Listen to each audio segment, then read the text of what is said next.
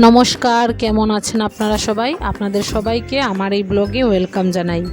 তো প্রথমেই বলে দেই, এই ভিডিওটা না আমি অনেক দিন আগেই বানিয়েছিলাম, কিন্তু মাইকটা ঠিকঠাক কাজ করছিল না বলে ভয়েস ওভারও দিতে পারছিলাম না আর ভিডিওটা পোস্টও করতে পারছিলাম না।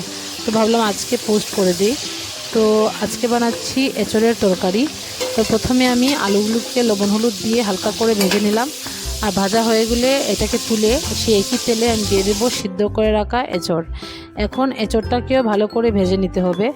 তারপর ভাজা হয়ে গেলে এঁচড়গুলোকে তুলে সেই একই কড়াইয়ে আর একটু তেল অ্যাড করে এর মধ্যে দিয়ে দেব কুচিয়ে রাখা পেঁয়াজ। তারপর পেঁয়াজটা হালকা ভাজা হয়ে গেলে এর মধ্যে দিয়ে দেব আদা আর রসুনের পেস্ট। তারপর এই আদা রসুনের পেস্টটা কিছুক্ষণ নাড়াচাড়া করে কাঁচা গন্ধটা চলে যাওয়া অবধি ভেজে নেব। তারপর এর মধ্যে দিয়ে দেব টমেটো পেস্ট। তারপর এটাকে কিছুক্ষণ নাড়াচাড়া করে এর মধ্যে মশলার মধ্যে দিয়ে দেব হলুদ গুঁড়া, ধনে গুঁড়া, জিরে গুঁড়া আর দিয়ে দেব লবণ। এখানে আমি মরিচের গুঁড়োটা অ্যাভয়েড করেছি, কারণ এই তরকারিটা আমার মেয়েও খাবে, তাই আমি মরিচের গুঁড়োটা দিলাম না। আর পাশের চুলায় দিকে ভাতটা বসিয়ে দিলাম।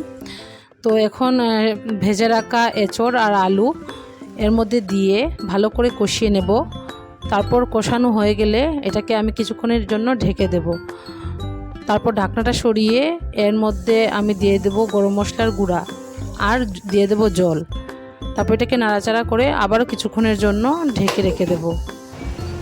তারপর ঢাকনাটা সরিয়ে এর মধ্যে দিয়ে দিলাম হাফ চামচের মতো চিনি। তারপর কিছুক্ষণ নাড়াচাড়া করে এইদিকে আমার এঁচড়ের তরকারিটা রেডি হয়ে গেছে। আর এদিকে আমি বানাবো বিনস আর গাজরের ভাজা।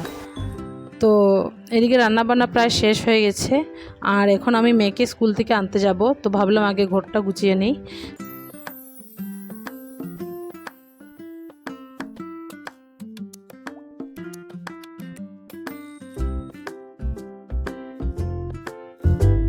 তো ঘরের যা যা কাজ ছিল তা সব সেরে এখন হাজব্যান্ডকে দিয়ে দিলাম ভাত। ও আজকে সকালে ভাত খেয়েই দোকানে যাবে।